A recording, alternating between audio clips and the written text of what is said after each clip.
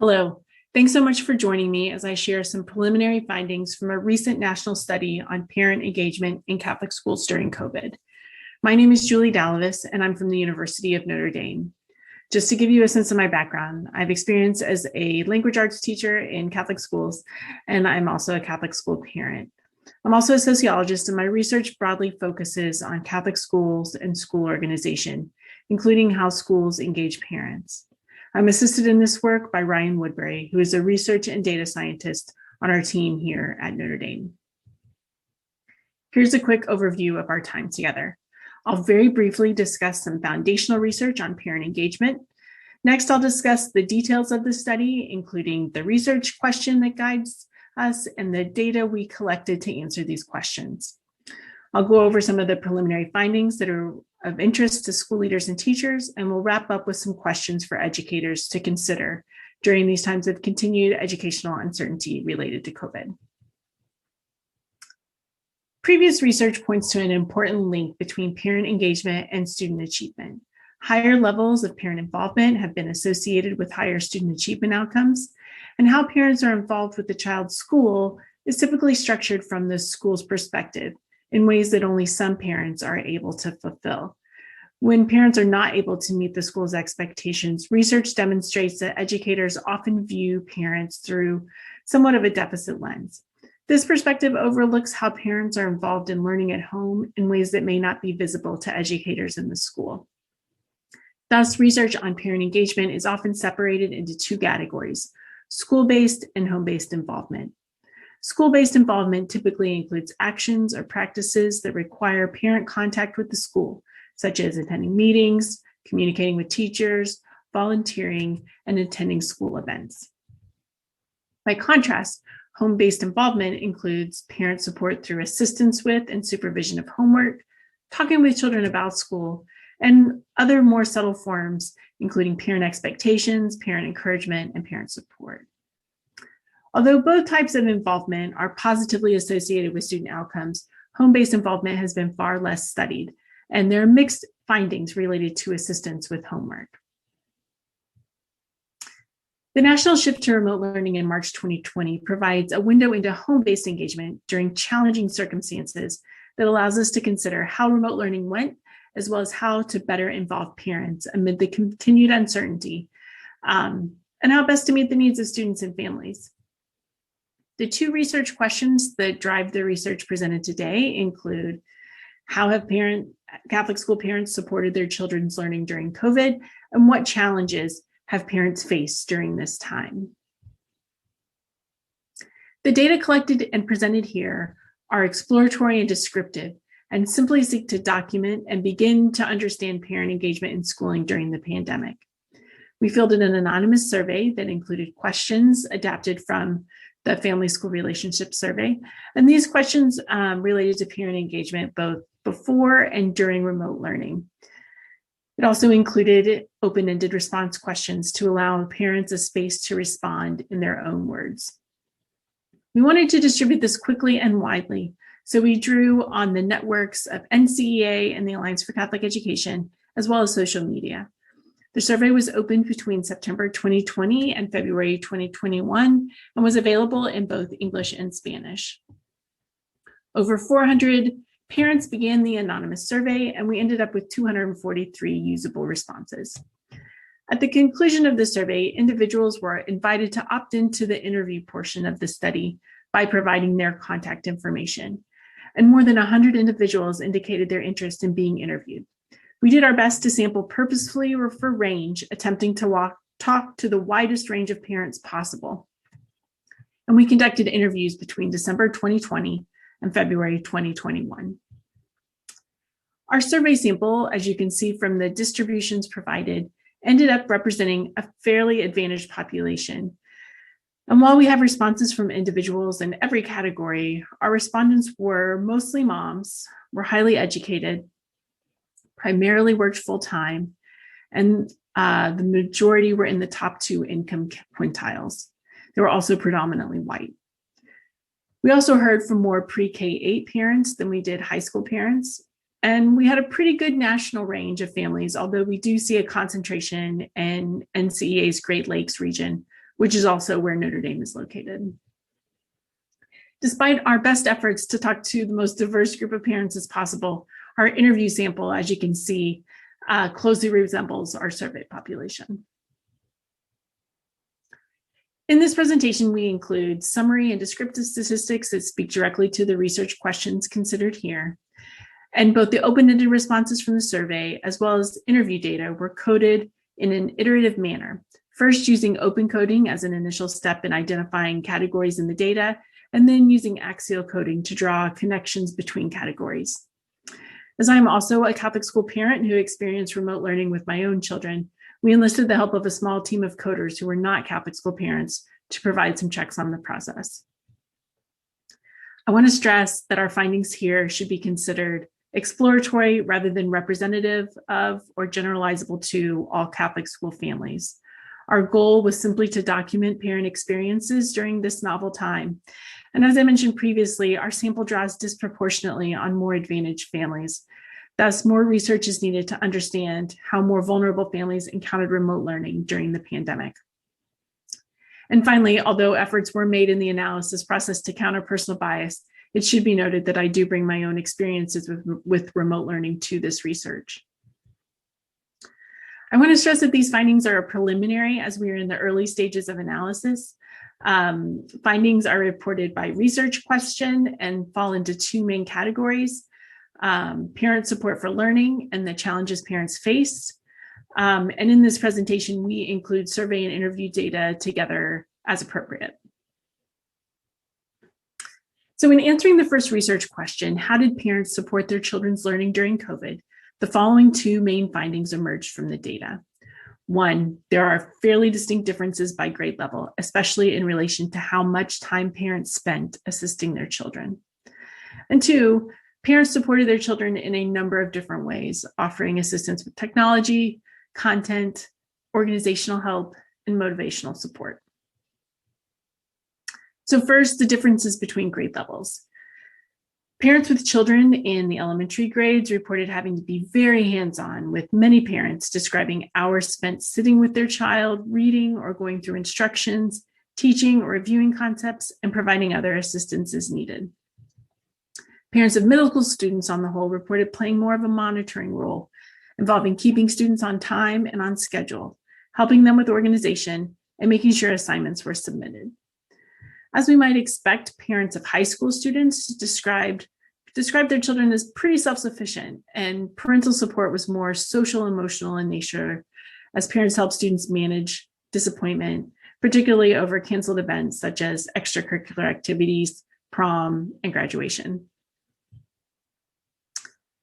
We asked parents to estimate how many hours they spent assisting with schoolwork both before and during remote learning in the spring of 2020.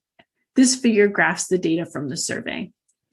Each dot represents a parent's response.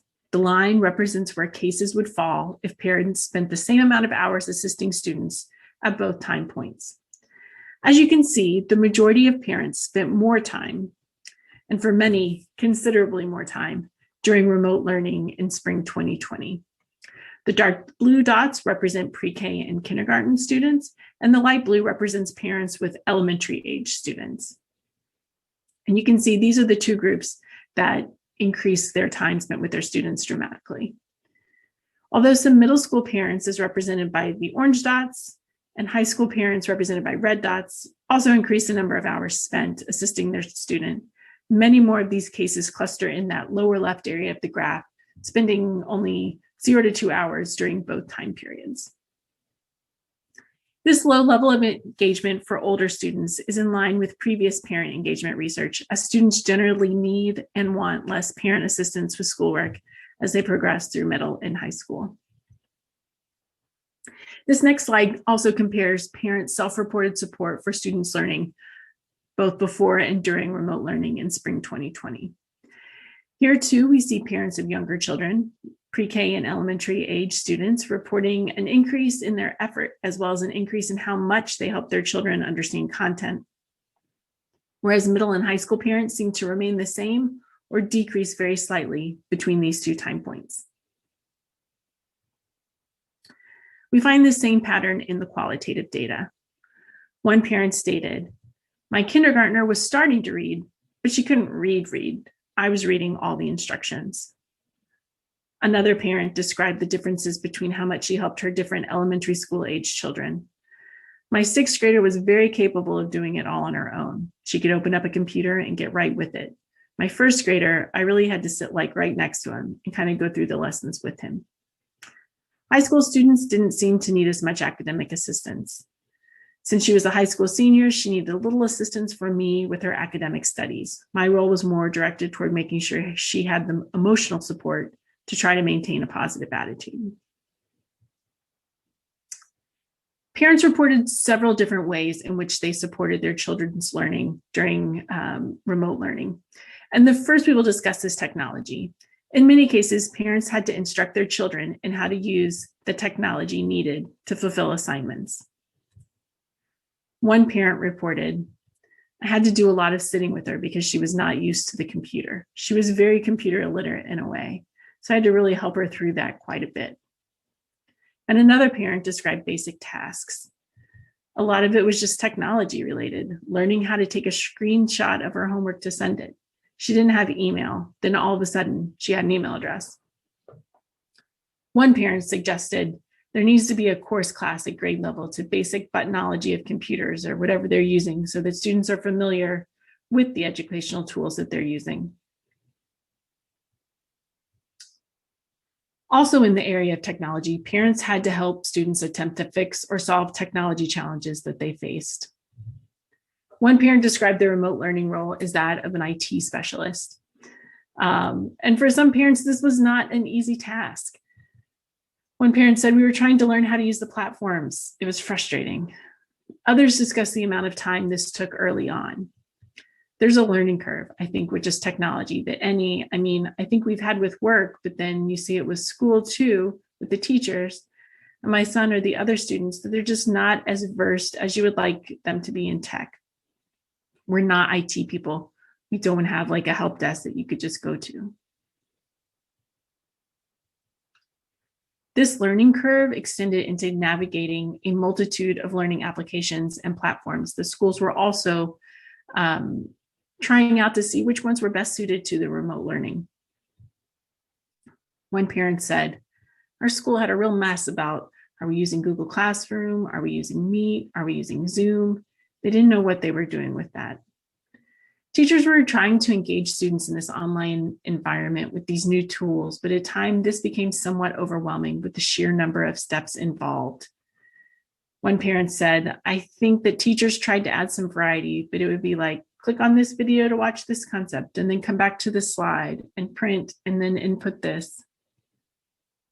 Navigating these multiple apps and learning management systems is what made it tough for this one family, as they had so many children and different learning platforms to navigate. From a content perspective, many parents, especially parents of younger students, reported needing to teach or reteach concepts during this time. As one parent described it, I had to actively teach the material, math, and I had to sit and watch him do his work to make sure it was completed. I also had to help him find assignments which were not linked and uploaded correctly by the teacher. Especially during the transition to remote learning and in the early days of the pandemic, parents reported that there was more student independent work compared to the amount of instruction teachers provided. As one parent reported, there was no actual instruction being done. They were just assigning work, pages of work, and many times the kids were like, well, I don't know what to do with this. Another parent shared, I felt like I was literally on my own with a handful of worksheets. This need to further explain lessons and content found many parents looking for resources on how to teach math, as the way they were taught certain concepts has changed over time. This was a source of frustration for many parents. One parent said, I don't know if you've ever Googled how to explain fractions to a kid, but 800 million things pop up and you're like, I don't know which one is the best one. So it didn't go well at all. Another parent commented, with math, it's like that might not be the way that they teach it. They teach the new math these days. I teach it the way I learned it, 20 something years ago, which I mean, you come out with the right answer, or maybe that's not how they teach it today. And yet another, although I have an engineering degree and I'm strong at math, I had to learn the method that was being taught to my child, as when I attempted to help her with fractions, the way I learned differed from the way she was being taught.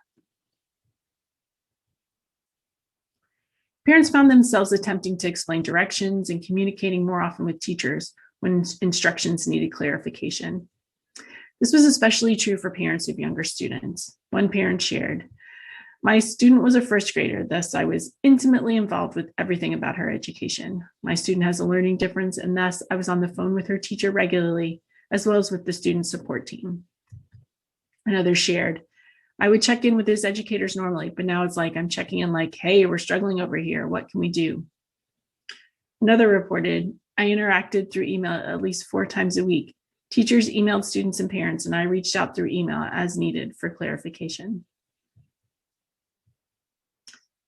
Many parents reported supplementing the lessons and assignments from the school with other additional educational content and resources.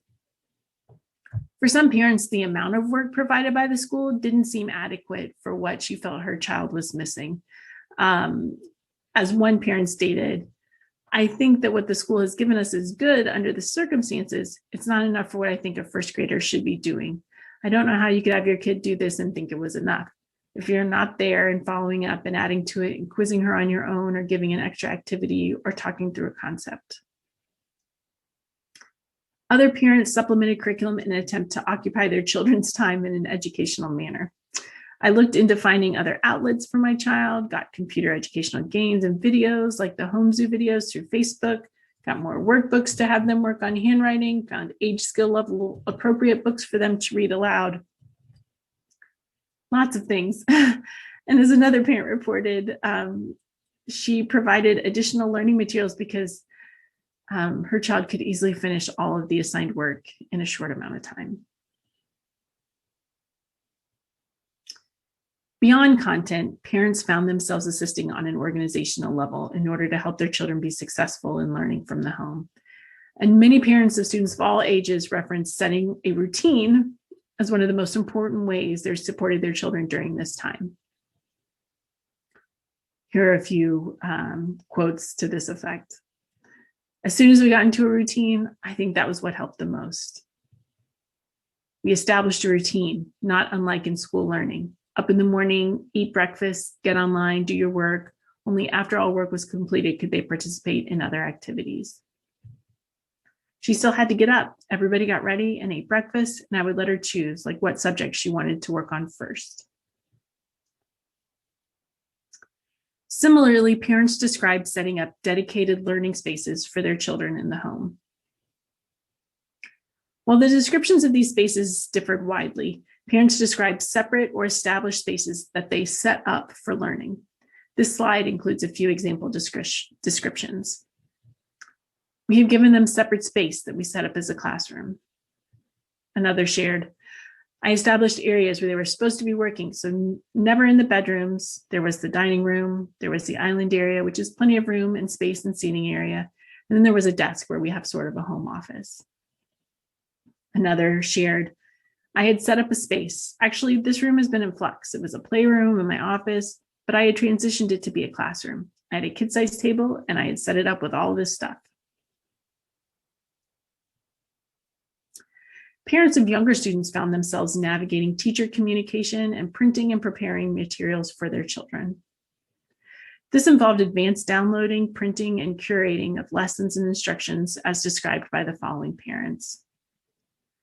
"I would have to get up every morning and download all the worksheets and print them out." And another quote, "We have to print out all of the material for her, so that's certainly our role there. And a lot of it comes to us at the beginning of the week so we can print it out en masse ahead of time."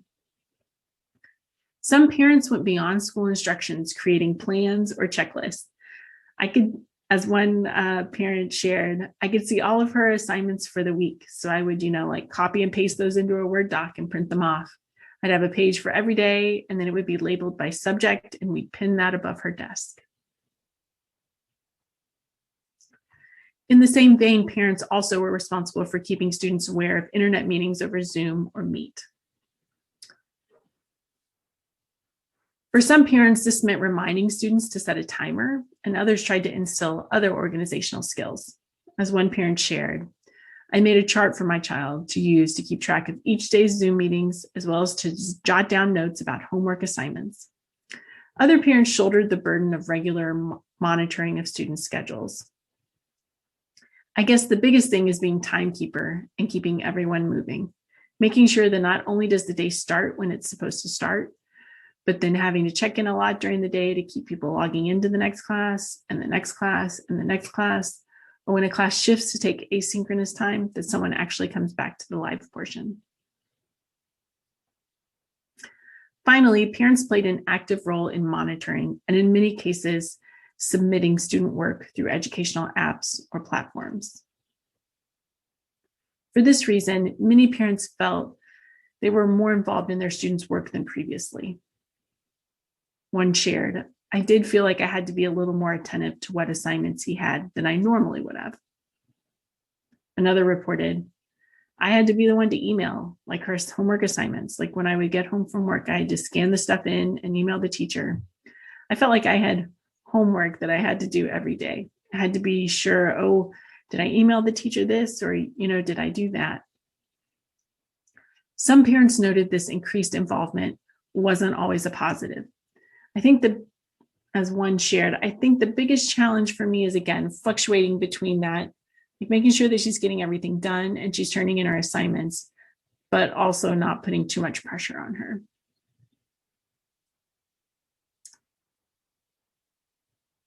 Parents found themselves constantly in the role of motivator, responsible for ensuring that schoolwork was completed each day. Parents reported trying different tactics.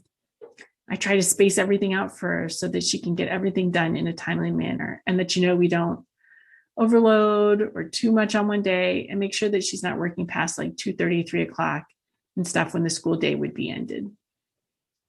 They also brought up the distractions in the home environment. The most difficult part was dealing with all the distractions available on the iPad. The YouTube videos the teacher made for learning were great, but YouTube would always suggest a next unrelated video. My attention was divided between trying to do work for my job, working remotely was new for me too, and keeping our daughter on track. Another shared, they needed constant motivation and encouragement to stay on task. Some parents noted keeping students on task by fitting in breaks during the day, much like recess. And this helped them function. As one parent shared, I have to give him at least a 2-hour break to let him process things. And another, we also incorporated small brain breaks for them to help them stay on task, roughly 5 minutes every hour. But if there was a natural break, we would take that. With the increased screen time, some parents mentioned outside time and exercise. I made sure they spent time away from the computer, outside playing, exercise, and getting out of the house.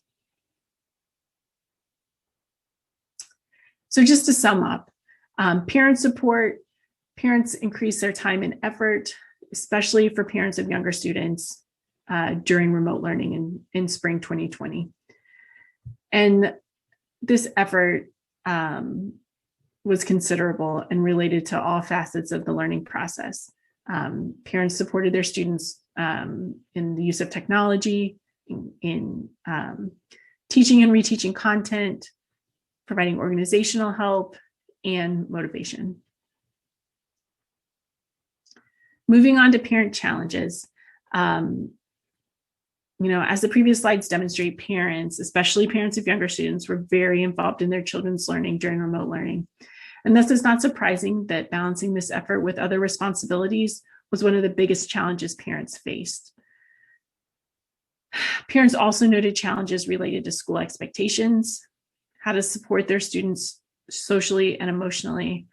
And some parents also struggled with differences they perceived between in-person and remote learning options during the 2020-2021 school year. First, we present some survey data in this figure. So this is a box plot, and it represents the distribution of responses to the question, how much of a challenge was the following?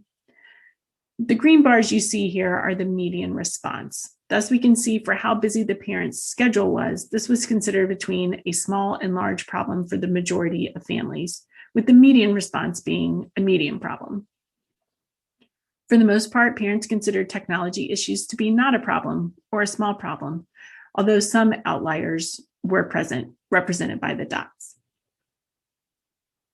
The bulk of responses related to communication regarding the involvement with the school was considered to skew toward not a problem, although responses range primarily between not a problem and a medium problem. And finally, the lack of clear expectations was considered somewhat of a problem, with the medium response being a small problem. How busy parents were and how they perceived school expectations also emerged in the qualitative data.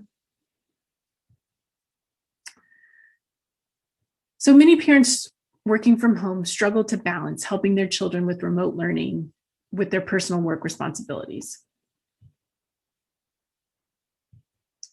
As one parent described it, we sat for hours discussing the worksheets, assisting with Zoom class meetings, and ensuring he wasn't falling behind on reading and writing.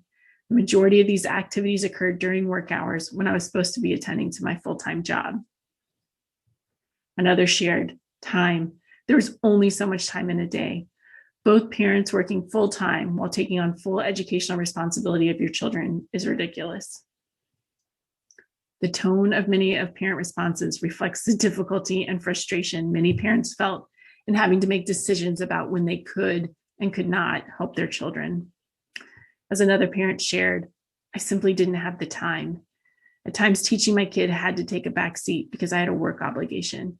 If something didn't work or was difficult to figure out, I didn't have the time to sit down and work through it. So sometimes we had to simply move on. Parents working outside of the home struggled even more as their children were home while they were required to be at work. Parents who had to continue working outside the home had to find time, usually at the end of the day and after work, to provide assistance. Many parents struggled with how little time this allowed to help children with remote learning. One parent shared, everyone kept saying, don't worry, other people are. But you see other parents from the class like, oh, I'm working from home and we did all these things. And you're sitting here going, I'm at work and my kid is failing. Another parent shared, I am a single full-time working mother. During this pandemic, my job is a high demand and I never was off. We are considered essential workers. We provide for the community. So it was very hard during the end of the year last year to get his remote learning in. And another, there's no way that I can monitor remote learning while at the hospital. When asked about school expectations during this time, most parents shared that they felt that there weren't any, or there were very few direct and explicit expectations for parents. Many parents felt that the expectations were really set for the students. One parent shared, I mean, they really didn't say like you, because the kids were on the calls. The kids were supposed to be doing the work.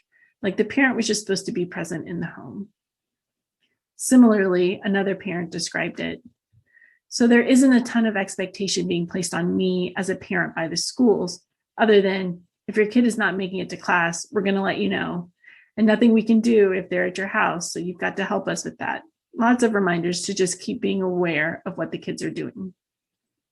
And another, I think the expectation just to support the kids that they need assistance. The school, I don't feel has put like an expectation, like where you have to pretty much, I want to say like baby them. Helping students meet expectations, however, was a very real, albeit implicit, expectation. And little guidance was offered on how to go about this. As one parent put it, it's kind of just been implied that like, okay, well, you need to be involved and you need to help. And you're going to have to, be a part of the education process. While not necessarily unreasonable, some parents expressed a desire that the school be more upfront about communicating how and in what ways the school wanted them to help. Another parent expressed this sentiment. Parents wouldn't normally have a whole lot of expectations in a normal brick and mortar school because the kids are in class. There's accountability because they're there, because they can't maintain that physical accountability for these kids. I think it's needed to have some of that responsibility placed on the parents and that it be communicated. Finally, a lot of parents found it difficult to meet this implicit expectation to support the remote learning in whatever ways necessary. Multiple parents expressed this difficulty. And as a reminder, our sample skews toward more privileged families with higher education and income, which means they were more likely to have flexible jobs that allowed working from home during the pandemic. Over and over, these parents discussed how hard this time was, and they wondered how parents, without some of the benefits they recognize that they have, were able to manage during this time. Here's a few examples. One shared, I think their expectations are unrealistic for a lot of our families because I find them unrealistic for us. Another shared, by definition, I'm middle class, I have a master's degree, I own a home, all of those sorts of things, and I'm overwhelmed. So if I'm overwhelmed, I can only imagine what it's like for a family who the mother's a house cleaner and the father is an out-of-work laborer, or it's a single mom. Another parent shared, I don't know how families that have greater stress than we do are dealing with this. I've had super flexible bosses, and I know the other team members have said the same thing. Like, if we were in other jobs, I don't know how I would have done this e-learning. And then finally, I'm currently a stay-at-home parent, so I could easily do that. But I haven't always been a stay-at-home parent, so I could easily see how it would be a huge problem if I was working at the time. I don't know how I would have done it. Parents also face challenges of a social emotional nature during remote learning. Parents described strained interactions with their children. As one parent described it, every day there's some kind of like, they complain or they're frustrated or they don't want to do it or they dilly-dally or whatever. And I know that they wouldn't do that with their teacher. With the teacher, they're like sweet little girls, but it's different when it's your mom. Another mother lamented, we would both cry every day out of frustration. One dad who's a teacher himself even found this shift in relationship challenging. He said, I teach writing. I tried to introduce to him kind of the idea of writing a little bit of a topic sentence and having a little bit of a supporting argument, just 3 or 4 sentences. And it's like the Battle of Gettysburg. I mean, it's just like it can be a showdown. So the greatest challenge is he knows as my son that he can flip that switch to be, this is my dad. This isn't my teacher. Much of this conflict came as a result of parents needing to motivate their children to complete schoolwork. One parent described this. I was trying to get her excited, like, hey, we'll finish this and you can move on to the rest of your day. Some days that worked really well. And other days she just didn't want to do anything. She fought me on everything. So then you're kind of like, okay, you win today. We'll try again tomorrow. Another shared how difficult it was getting my child to even want to work at home, do the work he needs to do. And another, my child did not want to complete the work or put in the effort with me because she was at home. She did complete everything, but it was a struggle to get her focused. With these near daily struggles, parents expressed a desire for resources for how to best support their children, especially with the social and emotional issues faced during the pandemic. Many parents felt this was a priority. One parent shared, I got to the point where I said to my kids, I don't care about your grades. We're going to do the best we can do. We're going to give 100%. And my goal is that you can learn something, but my number one goal is your emotional health right now. But many parents were unsure of how best to support their kids during this time. One parent reported wanting more overt discussion of how hard this is social and emotionally for our kids and how to support them without feeling like we are giving up on expectations or structure. How do I stay sane? Another would like more assistance from schools. Let us know what resources are available, perhaps even a Zoom meeting with the principal and guidance counselor regarding ways we can support our children.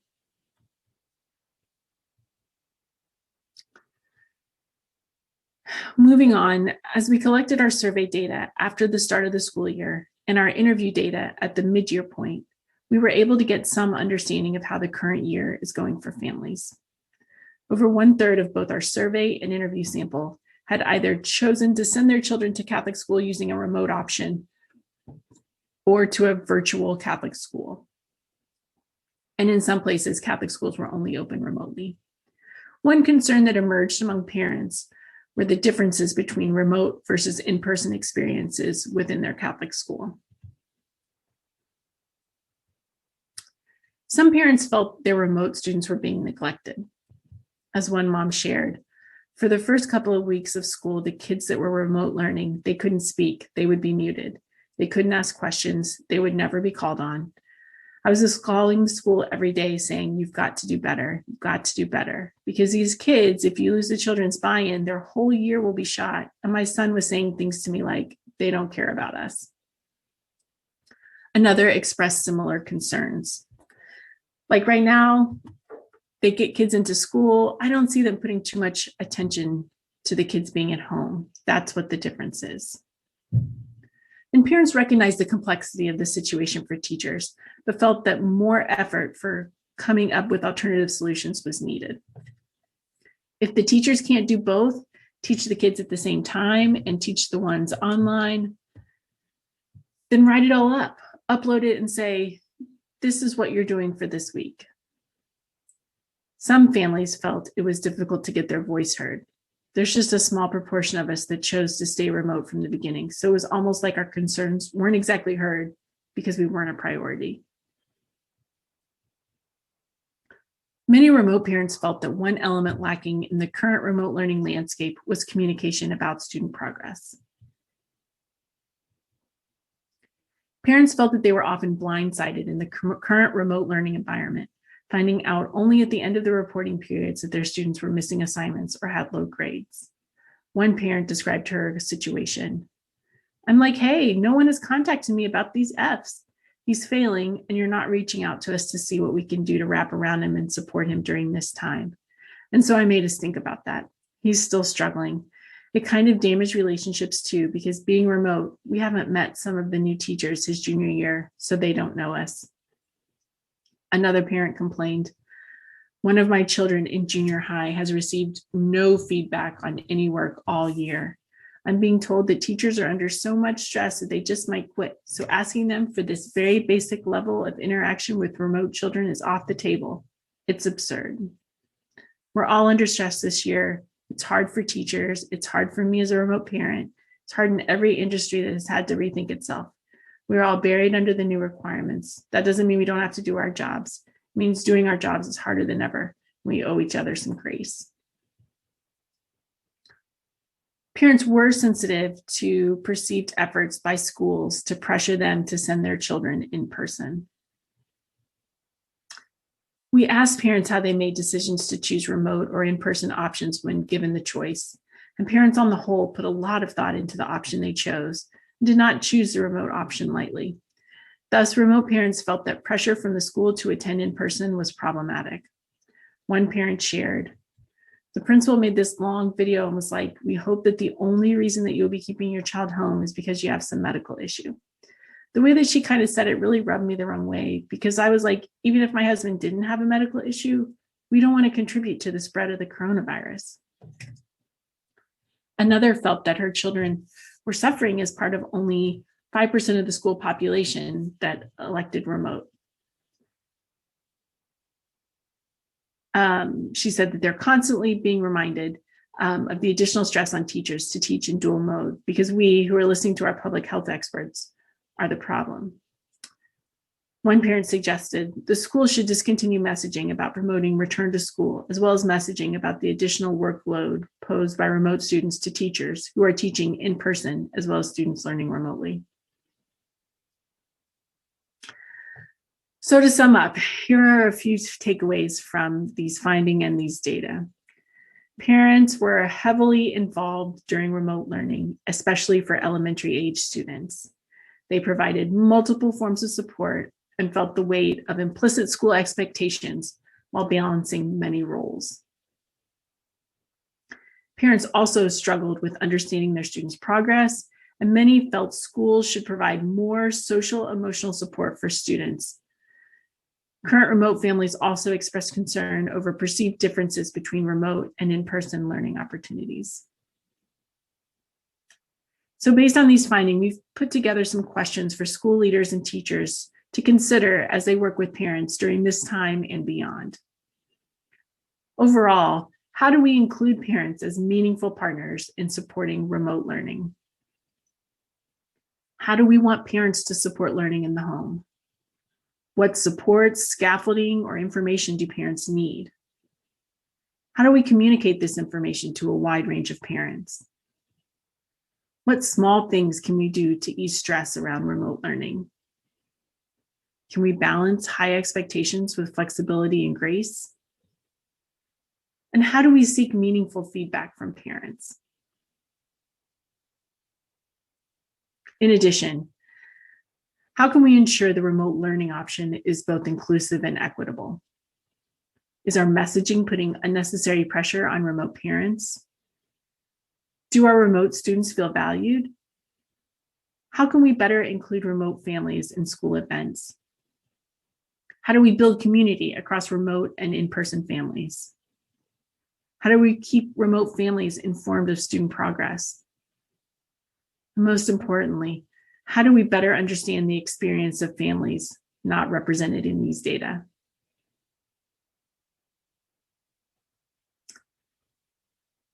I want to acknowledge the collaborative support of NCEA and the Institute for Educational Initiatives at the University of Notre Dame, with special thanks to Kathy Mears and John Stodd and Gina Swarovski. I also want to thank Terry Howells, Manny Fernandez, and Abby Hayes for their assistance in conducting and coding these interviews. I've got a list of my references here, and of course my slides will be available upon request. And please feel welcome to contact me with any questions or comments about this research. My email address is simply julie.dalavis@nd.edu. Thanks so much for your time and attention, and I hope this research is helpful.